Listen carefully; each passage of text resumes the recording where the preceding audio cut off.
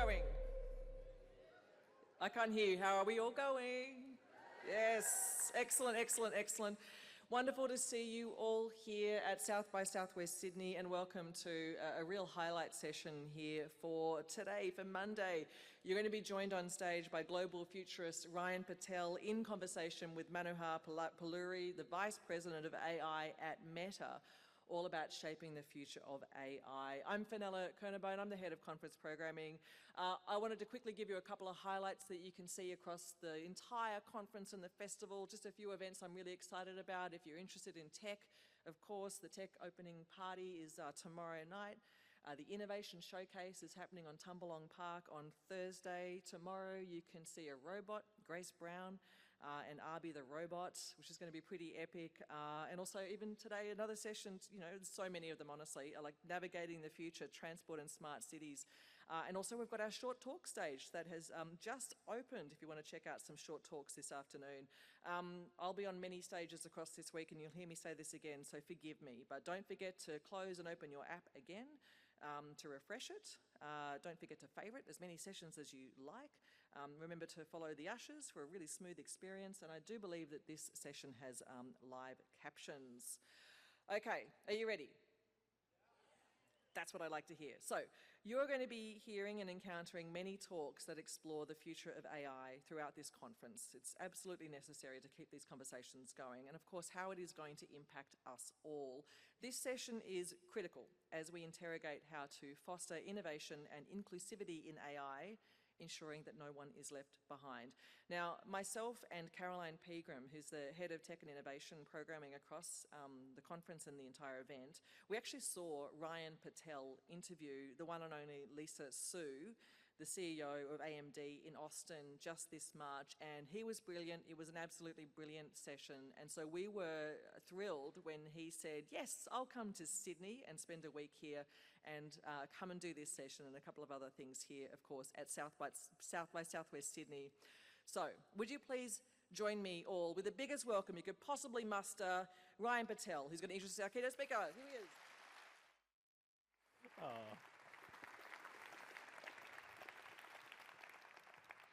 How y'all doing? That might work for Fenella, but that's not going to work for me. How y'all doing? That's what I want to hear, because we're going to do this a little bit different. And I'm going to tell you the ground rules, and then hopefully it'll be an important, fun conversation. You ready with that? So let me set up a couple things. First, we are going to take questions throughout. We're not waiting till the end. If you want to make comments throughout, questions, I'll try to get through everything and add them. I mean, even if you want to make funny comments, I may read them and give you a shout out. So that's your own choice. So, and I want it to be interactive. So I will do my best. You know, usually we get a lot of questions throughout, so we're not waiting to the end. But hopefully questions that are timely, not just all over the place at the same time. And the second piece, you know, I appreciate, this is my first time actually here at Sydney. Thank you. And you know why I wanted to do this? Because I believe that this ecosystem in Australia, not just in Southeast Asia, is actually going to be leading the rest of the global realm when it comes to innovation and technology.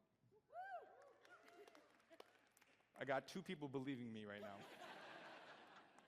Let me say it again. Those days when technology was starting somewhere else and it came over here and you felt that what?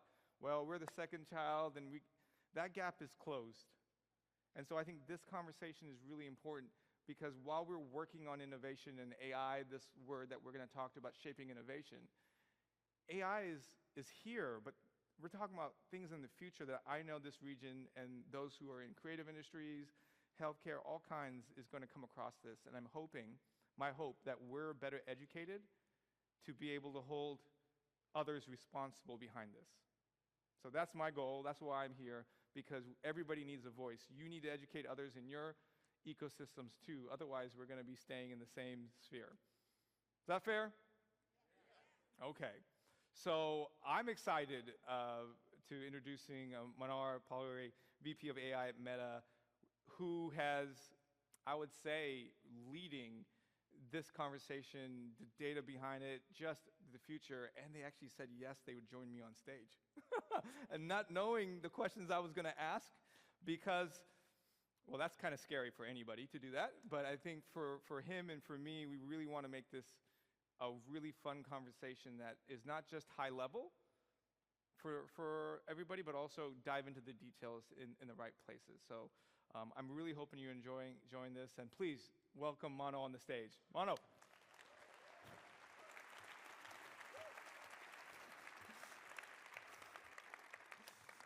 This is your last chance to run off now if you want. I'm good. I've been prepared for this. Okay. Always excited to be in this part of the world. So I want to ask right away, and he doesn't know exactly where we're going to go immediately, right? Yeah, no, he asked me, do you want to know? I said, no. Inside you wanted to know. No. So when you work in AI, you create the future. You don't get to know it before. So let's start right there. Okay, I don't want to jump into AI right now. The future of technology. The first thing I say the future of technology is, what is the one word that pops up? Accelerating. Okay, while it's accelerating, is that scary? No, I'm excited, and there's a lot of optimism to be had. But I mean, yes, that's true, but we've also got, we've got people in this room thinking about, well, how are we shaping the future to where we want to see it? I think there are multiple layers to this. One, if we bring along everyone on this technological revolution, what it unlocks and how it can actually create efficiencies and unlock new opportunities, it's a huge deal across the world. So that's an important part of it. And second, you want the brightest minds of the world working on it, accelerating that future, creating it for everyone. And that's at the heart of what I believe, why I believe this is optimistic. So I have been in this journey for the last 2 decades. Hold on. Hold on. He was the first intern, AI intern, at Facebook at the time. At Facebook at the time, yes. The first intern. Now, when there's people who, you won't say this, people who say that they're AI experts that came out the last 2 years. You've been doing. I get to learn from them, yes. Yes, but you were the first intern there. I was very fortunate, yes. So how would you explain the idea? I mean, now since you went there, when you started there and thinking about now, what has changed? Let me tell you a fun story. This is a fun story because this was in 2012. I joined Meta as an intern. I wanted to do AI, and at that time, a particular part of AI called computer vision, where you're teaching machines to see. To build AI models, we needed GPUs, but we were not allowed to have GPUs in the data centers because they're not efficient. So I had to order all the parts, including the latest GPU back then, which is probably 20 times slower than today's GPUs, and assemble it on my desk, and everybody would walk around and see, why is there a big fan and a GPU running on the desk training a model? Because that was the only way to train a model back then. So from that point to now creating data centers with hundreds of thousands of GPUs, it's been quite a journey. So I think when you think of this session, this talk, it would be clear to most that you've got collaboration and competition. And this space has gotten really, I would say, competitive. And if I said the word meta, some people, I think, well, just AI, I think there's a lot of tension of what AI is, right? Is it, which we will get to, taking jobs, or what does that look like? And obviously you are behind building these systems. So one, I would love for you to explain these language models for those who don't know, and why it's different from competition and collaboration, and why we don't see, I guess, more of it in the field that you're pushing forward. Yeah. So I lead Llama. Llama is our foundation model effort. And mission for Llama has been open intelligence for everyone in a responsible, customizable way. This is a very important thing that we believe in at the core of how we develop these models. The idea here is, if you think of an intelligence layer in the future, should a particular small set of people have access and control it? Or do you believe in a world where everybody gets to shape it, build on it, develop it, and build for everyone? Meta, and Llama specifically, believes in the open intelligence for all. And that means you can now take these models and customize them and deploy them. That could be a model that is for Australian native languages, that could be Japanese languages, that could be in an education sector, and all of this requires tremendous amount of customization, domain knowledge, and solving the problem at the application layer rather than at the intelligence layer. And that, to me, is the future that we envision and we want to create and enable. So, but it hasn't been easy. I mean, he makes it sound like that's an easy thing to do, and it's been pretty there's tensions around this idea that of this openness, where there's other systems that are closed, and then obviously back to, what you've seen of how to ensure that credibility is still there. The history of technology has always had this dichotomy of open and closed. If you look at the operating system evolution of Unix, there is now one Linux that is open system that everybody believes in, considers to be the safest and the most reliable way of building on top of. If you look at the history of frameworks in building AI models, there were many frameworks. I actually remember jumping from one framework to another, CUDA-ConnNet, TouchTutor, many, many things. But if you now think about the world of AI frameworks, PyTorch is the de facto framework that every researcher, developer, and an application programmer is using. Similarly, if you fast forward a few years, we believe the intelligence layer should also be open. And Llama wants to be the open ecosystem of it. So I told you I'm going to take your questions, right? I promised that I was going to. I got a whole bunch already. And look, I'm about to integrate one because I think it's perfect. So we think about these things, and I think the tension that we are in the room also is how do you balance AI for profit and productivity versus improving humanity and society, which is kind of where you were going with, and so that was a great question. I don't see a name, so I can't give you a shout out, but I will give a shout out if you put your name on it. Great question, whoever asked it. This is something we get all the time. Look, we are not a philanthropic organization alone, right? The idea of this is it actually benefits Meta. So it benefits the developers, it benefits Meta, and it benefits the world. How? You're going to be able to build more transparent, more safer systems. You're going to accelerate innovation. If you look at the AI innovation over the past 3 to 4 decades, every time we feel we are at the cusp of solving intelligence, we realize very quickly that it falls short. Take this moment back in time when a computer program beat the best chess person. Initially, it was an amazing moment, but then we quickly said it is a search problem. Take Jeopardy. Initially, we said it was an information extraction problem. It was a big moment, but then became an information extraction problem. I have this Wi-Fi on the plane definition in my mind, which is, I don't know how many of you first experienced Wi-Fi on the plane. Raise of hands. I think everybody here, hopefully by now. The first time you experience, you're like, wow, this is amazing. The second time you're experiencing it, the thing you say is it's slow. What happened between the first and second time?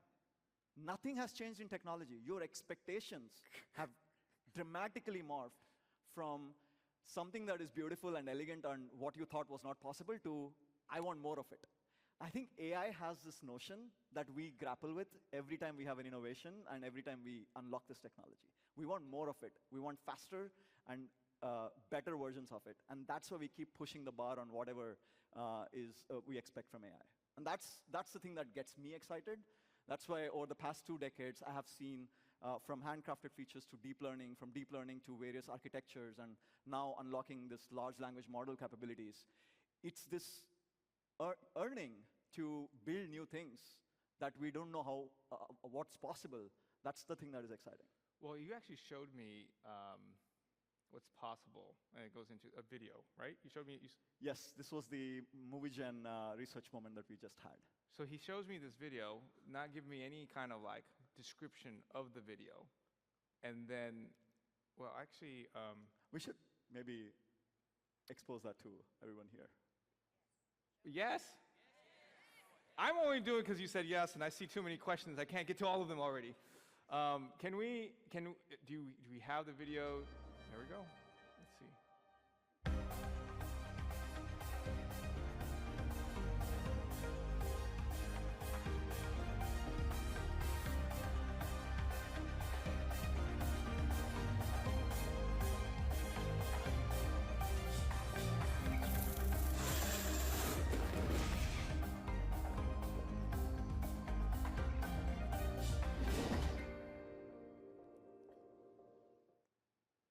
Every time I see that, I get goosebumps. But they don't know. When you said that, but when you told me, I didn't know what I was watching. Can So you tell me everything what in they saw that it? video is fully generated.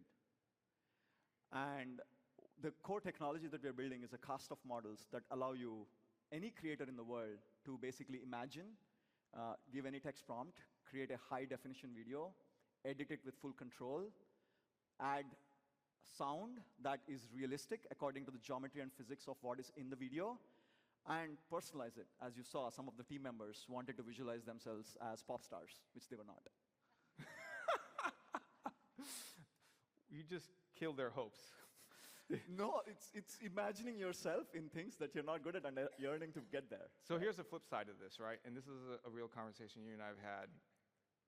The argument, not argument, there's a conversation, does this have people lose jobs? AI, not just in this, creators, I've seen creators actually get more productive being able to do things like this. So when I think of who's responsible for that, who is it?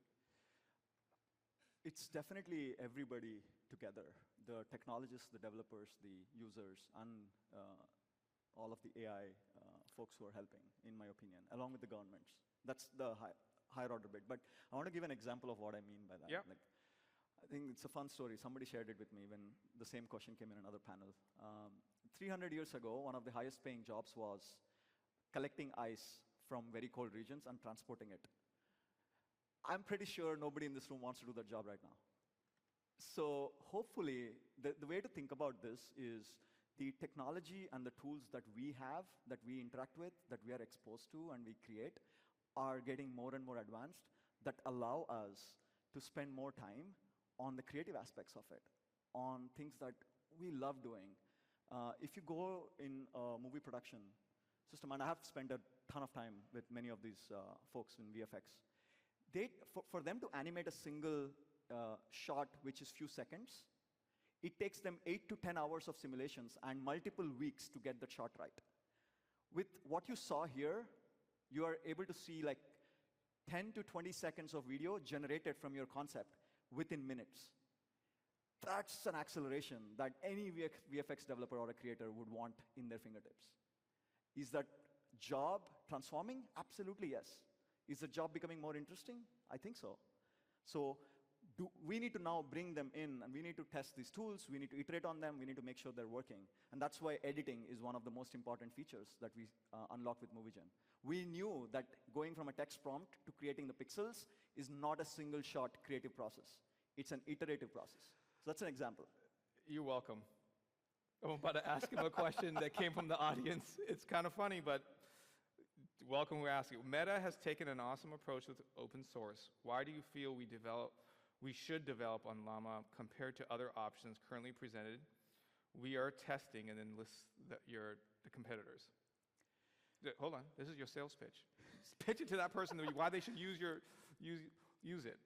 The Llama models are the most customizable models that you can get, period. It's the most performant, cost-efficient, and customizable models. And I can elaborate on it, but if you look at the family of Llama models we have, if you look at the momentum, there are close to 65,000 variants of Llama built across the world. More than 400 million downloads of Llama. And we have 10x'd the adoption of Llama. So when you build on a system that so many developers and so many variants across the world are pushing, you're getting the benefits of it without your own additional effort. That's a huge deal. That's the power of open ecosystem. That's the power of community rallying together to build on this standard. And that's why I think you should build on it, and you should contribute back to it. That's your pitch. My pitch. I like it. I think the other thing I think of, and this is a question from VJ, shout out to VJ, how are you navigating responsible AI? I'm going to add to this a little bit, because I think we've learned a lot in the last 20 years, right? We talk about protection, data, what needs to change? Because we're not there yet. First and foremost, when we think of developing this technology, you should not think of responsibility or safety towards the end. It's really important that you do it end to end, all the way from the beginning to when you deploy them. Second, I actually go at it from first fundamental principles or first principles. If you have something like a very complex problem of developing this technology and deploying it in a safe, responsible way, it's a very complex problem. A particular application in this part of the country, whether it's a chatbot or a particular application in education, they have very different requirements. So you can't squeeze all of that complexity into a model. So with Llama, what we did is we moved away from model-level safety to system-level safety. And the system-level safety, any engineer here or any AI developer can resonate with. So now you have this core model that is the most performant, most cost-effective, works for in a way that you want, but then you have this input and output guards. So whatever you ask the language model, the input guard is where you control what the model should answer. And the output guard is where you redact what the model should not answer. And that's a very elegant way of scaling how do you do responsible deployment of these models. So with Llama Guard, that's what we were able to do. So let me take it back a little bit now, because I think for those who are just entering this conversation at their businesses, they want to bring something back. What are 2 takeaways that you would say, here's where you should start in your organization about, it could be about AI, but in technology in general, because I think sometimes it's daunting to not know where to start, where you're putting money into different places, you're trying to get ahead of your competitors in future. What are 2 things that you think you would tell leaders in this room to do? One, I would absolutely experiment with generative AI technology across the whole stack, not just engineering, but in HR, in people, in policy, law, everywhere. It's worth experimenting. All simple examples like summarizing a review document that you probably do, which will make the entire system in your organization efficient. So one, I think it's really critical for everybody to understand where the technology is and adapt and apply it. Second, you can start at least with Llama. You can start with Llama Stack. You can start with Llama Guard. And there are core components. And one of the nice things with Llama specifically is we are very neutral in the sense we partner with 30 cloud providers. So if your data and if your business is in a particular cloud, you can get access to Llama. You can get access to these foundation models and experiment your way. I think those 2 components are really clear for you to accelerate experimenting with it, getting efficiencies out of it, and also re-envisioning some of the new experiences that you're probably building. So I asked them the takeaways, and then there was a question that popped up now I want to ask you, which is kind of, what is the biggest problem that humanity is facing right now that you're excited that AI could solve? Wow, there are so many because it's such a foundational technology. Let's go with one. If you force me to go with one. We're forcing him? See, you can't yell at me for that. I'm torn between 2. No, 1. See, one. I love the Aussies. I'm telling you, just one. Oh, okay, Revo. I heard 2. Okay. Why Thank God. you? I love you guys. Thank you. I think one of the things that I'm super excited about is scientific discovery. There's something fundamental about faster iteration and exploring the space of hypothesis in any domain that I'm fundamentally excited about, and these models allow you to do that. That's one thing I'm excited about. Second is at the heart of what I believe is learning. One of the beautiful things about this generative AI technology is it is going to transform how people learn. And it's going to make learning so much more fun, engaging, and it's one place where I feel there's a lot of impact across the world because it starts very early in our life. And if this technology can penetrate in a positive way at the earlier part of your life, it's going to make learning so much more fun, and it's going to unlock a lot more for the world. So let's stay within the region here for a second. What's the edge and advantage that you believe, question from the audience, that Australia has to be a leader in the AI fields and adoption? So they didn't believe me when I said that they were, but they want to ask you if it is or not. Yeah. So I've been here for a few days now, talking to various developers that have been leveraging this technology, all the way from small companies to large companies. I'm already seeing really unique applications that are emerging in this part of the world. One that comes to my mind is Lighthouse. They built a native learning application in Papua New Guinea. And this is really transforming education, going back to one of the things that I said. In New Zealand, we have NetSafe, which is basically building on top of Llama a redaction tool So you can really help people with private information. So just a couple of examples. Fundamate. I can go on with the list, but Fundamate basically has 3 million folks using WhatsApp. And they are now, they have in their fingertips knowledge bases that were not at all possible before. The time from when they have a question to when they get an answer is within seconds. Previously, it would take hours, maybe days. That's a huge transformation. This is just a few examples of this part of the world. And one of the reasons why I'm particularly excited to understand how these llama models are used across the world in various parts. And before coming to Sydney, I was in Korea and I was in Japan. And there are so many examples of these models being used for Japanese language and Korean languages across all kinds of sectors. So it's been a pretty exciting journey for me so far. You know, that's great. You know, I think also when you think of the technology adoption globally, another conversation that I know I'm in around in the boardrooms is climate, right? When you think of AI, you think of energy. Oh, you didn't think I was going to ask that question, what did you? I think this is another question that has to come up when we're talking about this.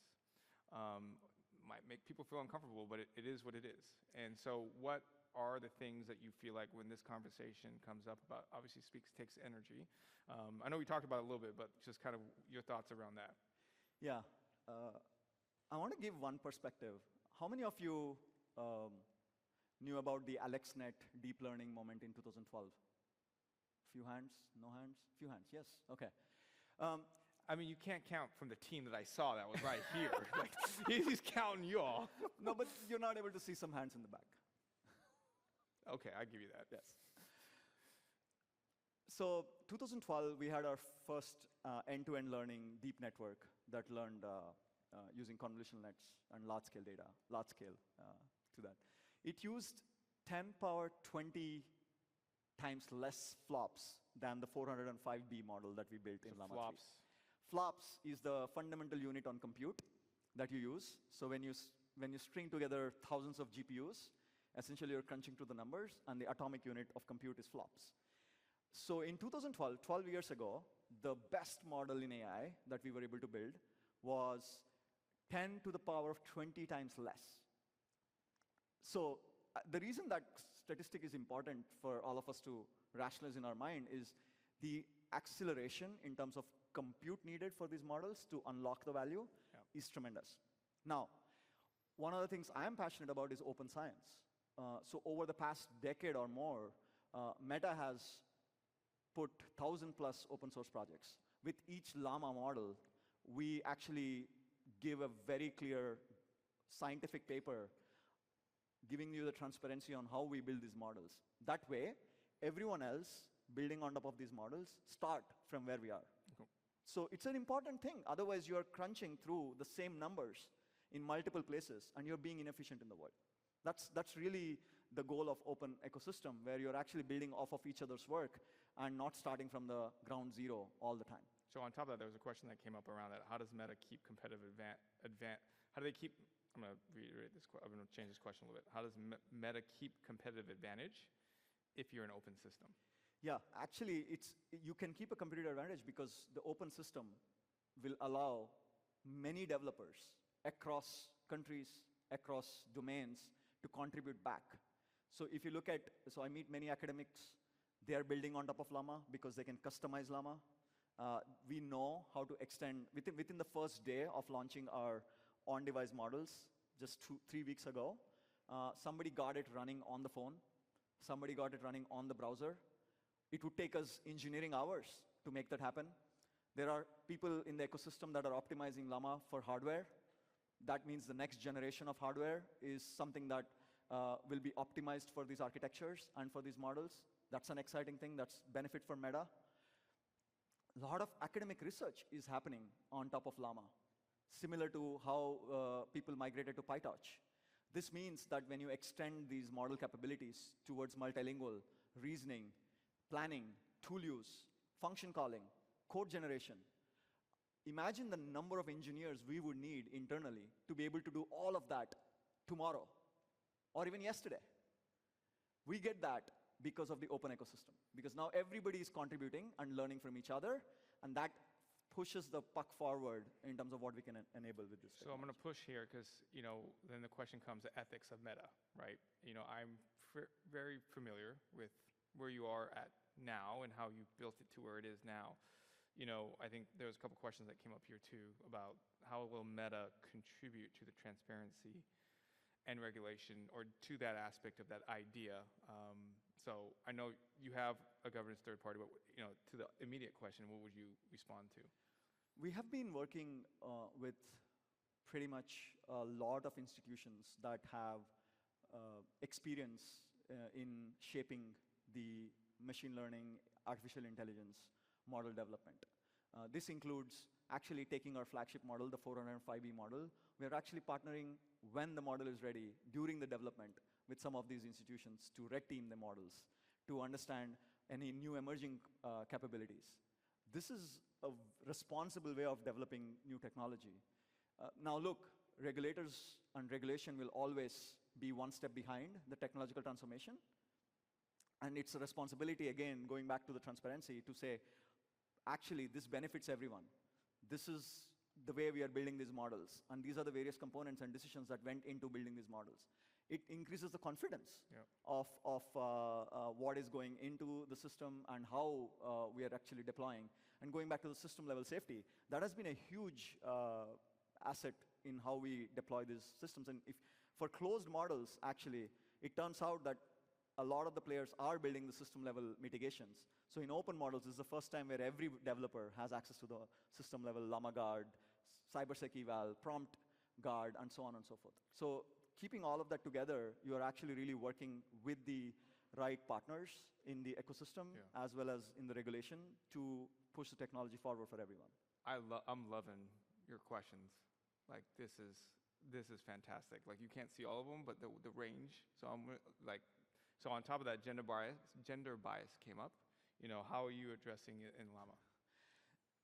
This is a great question, because responsible development is about making the models work for everyone.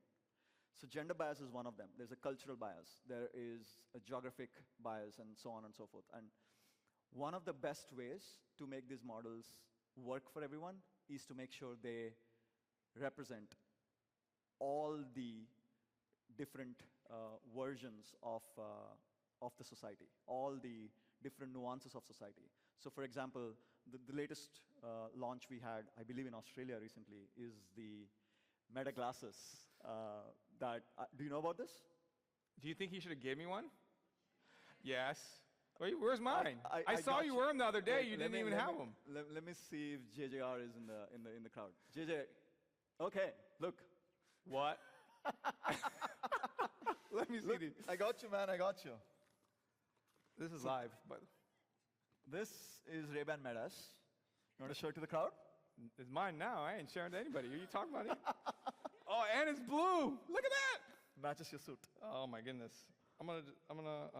So these just rolled out. These are unique. I know I haven't seen blue ones before. Yeah. No.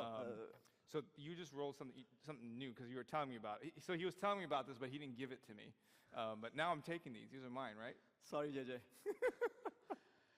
So the example there is, it's for the first time ever, you have the free assistant, the most capable assistant in the world, on the go.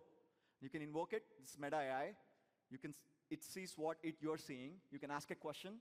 So if I'm in one of the famous monuments in Australia, let's say Uluru, I can get the whole history of Uluru in my fingertips. This is an example of how you are actually bringing the technology. Now, to do that, you need to make sure the models are trained across all of these cultures, across all of this information, so it knows about the world, and you're getting into the world representations rather than sub-selecting certain parts of the world. So that's how I think about gender bias, going back to the original question. And I think that's important. This is a topic that I think that is not going anywhere. It's continuing to have to be transparent about this because we're there. So I am going to play, those who know me, Ryan is curious. So it's going to be one word, one sentence answers. And no, I don't want to take these off because as soon as I put them down, they'll take them from me. So I ain't laughing. I'm just on the truth. All right, here we go. One word or one sentence. You ready? Ready. Okay. My favorite AI application is Meta AI. I'll tell you, I'll give you an example. Why? See how I noticed I waited until you decided to go? I'll give an example why. I'll give an example. I have a 4-year-old daughter and a 5-year-old son. And my daughter is more picky. So for her recent birthday, she wanted this beautiful cake. I said, I got you. We'll get a beautiful cake. She's like, but I want it in a race car mode. I'm like, okay, we're getting there. And then she's like, but I want a princess on top of the race car. And I'm like, okay, chocolate flavor, right? But chocolate and strawberry. So we start customizing this, and guess what? We were actually customizing this together using Meta AI, and we got this beautiful cake that we had it for her birthday. So I'm going to put these back on because I told him one word, one sentence, and he decided to do a monologue. But, but because I like your kids, it's fine. That works out. That's the only way. The biggest challenge in AI today is efficiency. The most important ethical consideration in AI is. He doesn't know these, by the way. I didn't give him. I told you he doesn't know the questions when I asked him, but I just want to know what's top of mind for you. Bias. The best advice that you received in your career, when it comes to technology or just in general? Always be learning. One quality so I feel everyone in this room, no matter, I saw some of the questions. I want to use examples to give my answers, but you said I can't go to monologue. So. No, we're gonna be here afterwards. We're gonna stay. I'm gonna try to end this a little early so you all can come down and have a conversation with us too. But I also want to. There was a lot of questions about education, universities in here about how AI is in this, and maybe I'll let you answer a little bit more.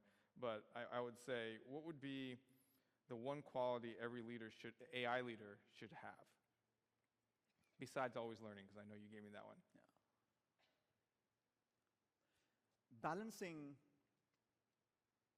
optimism to grounding and learning from data. So back to the point of shaping the future of AI, right? Back to this conversation or why we're here today. Like, do you feel like we're disconnected of what we're talking about right now, innovation, versus how we're actually shaping? Because he's working on things, maybe there's some things you can share that are like out there, and we're not even kind of fully as society integrating what we have today. Is that fair? Is that a fair assessment? I would like to believe it. Each generation of Llama has been pretty exciting. We have been very busy building new capabilities. And to me, building these models that can unlock agents that really help you deeply connect, think about new entertainment, ways of entertaining yourself, think about unlocking learning capabilities, making the whole systems efficient across so many domains.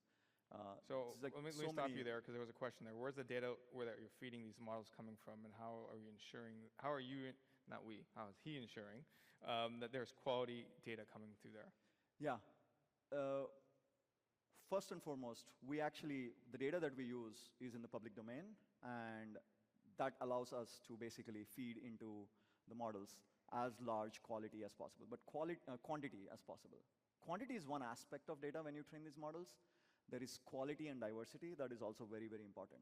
Because at the end of the day, you have very limited flops to build these models. You still use anywhere between 10 to the power of 25 or equivalent flops for many of these flagship models.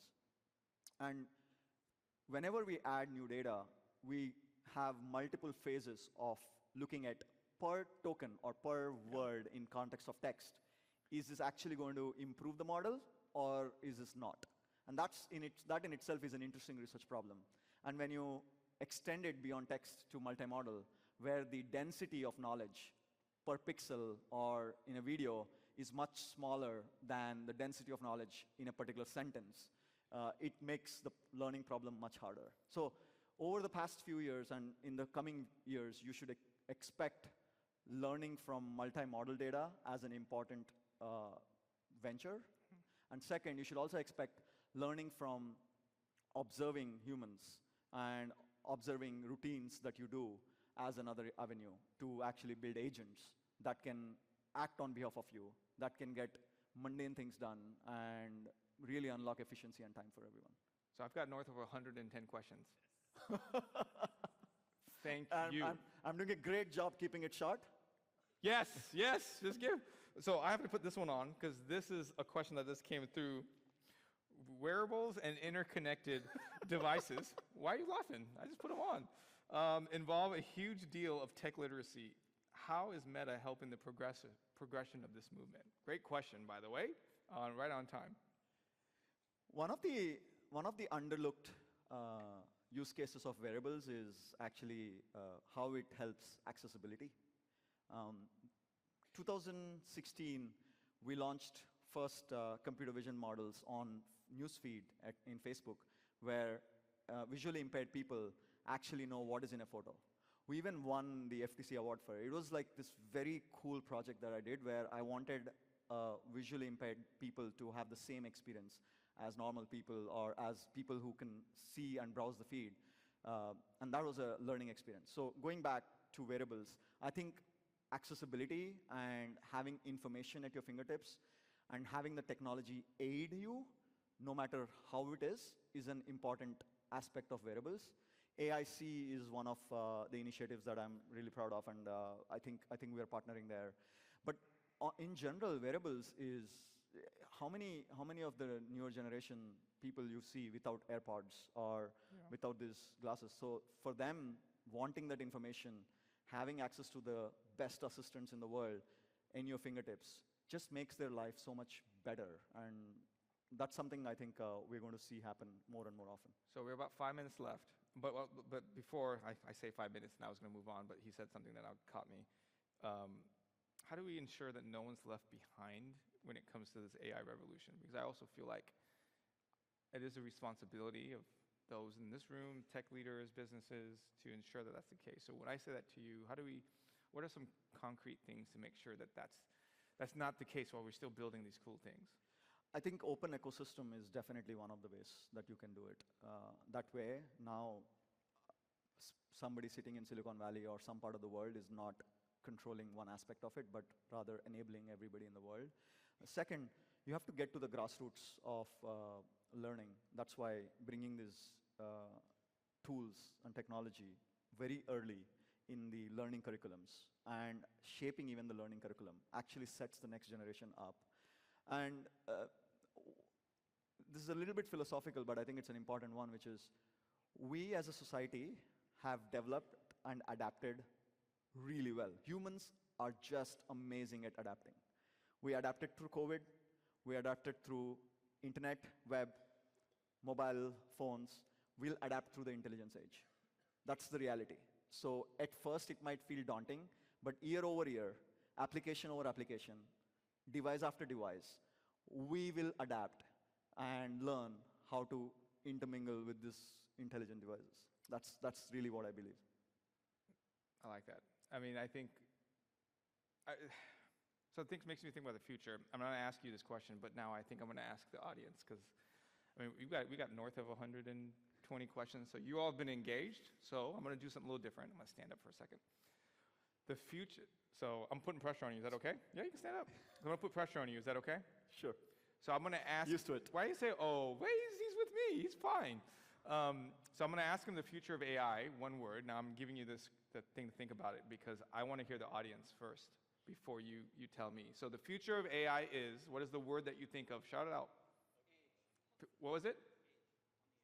Edge. Edge? Edge? Open. Cool activity. Empathy. Omnipresence. Scary. And what was humanism? Transhumanism, like that. That's good. Ubiquitous. Apocalypse. Yes. I was waiting for that answer. One of them. Robots going to take over the world. Is that the case? No. Okay. I like it, though. We're still in control, guys. Any more? The future of AI is, besides scary? Exotic? Revolutionary? Flexibility? Sustainable? I haven't heard that one before. No, that's good. I'm not making fun. I agree. because You can't wait. She's taking your answer. no, that's not the answer. I have another answer. Okay, just making sure. So far, I haven't heard it, so it's good.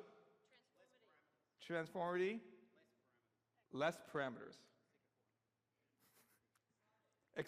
Wow, it took us after 35. We got exciting. Thank you. Enabling, unpredictable. Smaller, faster, personalized.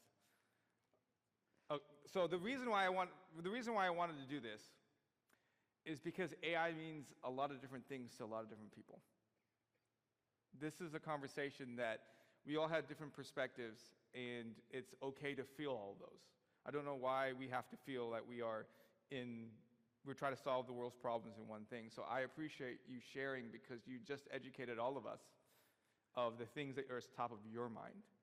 And so now the future of AI, as we take a seat, now since you got their answers, now you can't use theirs, Optimistic.